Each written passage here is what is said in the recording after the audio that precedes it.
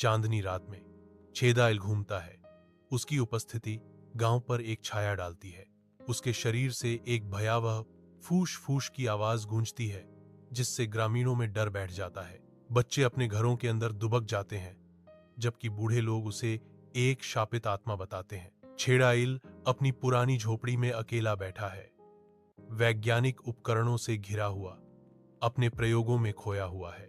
एक डरावना फ्लैशबैक एक अतीत के प्रयोग को गलत दिखाता है, जिससे उसकी वर्तमान स्थिति हो जाती है। अपनी निराशा के बावजूद छेदाइल ग्रामीणों की मदद करने का संकल्प लेता है। गांव जलता है। अराजकता का दृश्य है, क्योंकि ग्रामीण आतंक में भाग जाते हैं। उनकी चीखें हवा में गूंजती हैं। छेदाइल अपनी शक्तियों का उपयोग करके पानी का छिड़काव करते हुए भीषण आग से लड़ता है। आग कम हो जाती है और ग्रामीण विस्मय और कृतज्ञता से देखते हैं, क्योंकि छेदाइल उनके घरों को बचाती है। गांव के चौक में ग्रामीण छेदाइल के चारों ओर इकट्ठा होते हैं। उनके चेहरे गहरी कृतज्ञता दर्शाते हैं।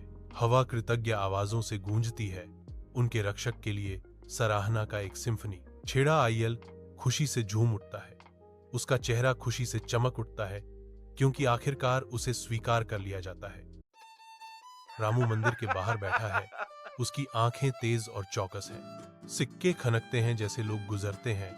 उनकी बातचीत उसके चारों ओर घूमती है। सेठ जी मंदिर के पास पहुंचते हैं।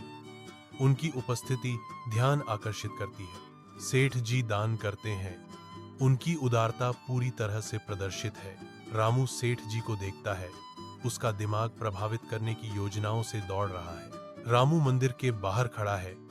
उसकी आवाज भक्ति से गूंज रही है, क्योंकि वह सूर्य की गर्मजोशी में पवित्र ग्रंथों का पाठ कर रहा है। सेठ जी रामू की परिस्थितियों पर सवाल उठाते हैं। इतने जानकार होकर भी तुम भीख क्यों मांगते हो?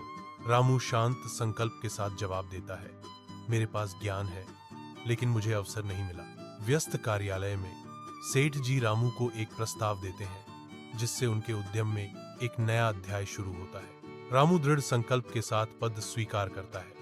रामू अपनी तीव्र बुद्धि का प्रदर्शन करते हुए अपने काम में तल्लीन हो जाता है। सालों बाद रामू गर्व से भरे गांव के बाजार में एक सफल व्यापारी के रूप में खड़ा है। रामू अपनी कृतज्ञता व्यक्त करता है, धन्यवाद सेठ जी, मुझे अवसर देने के लिए।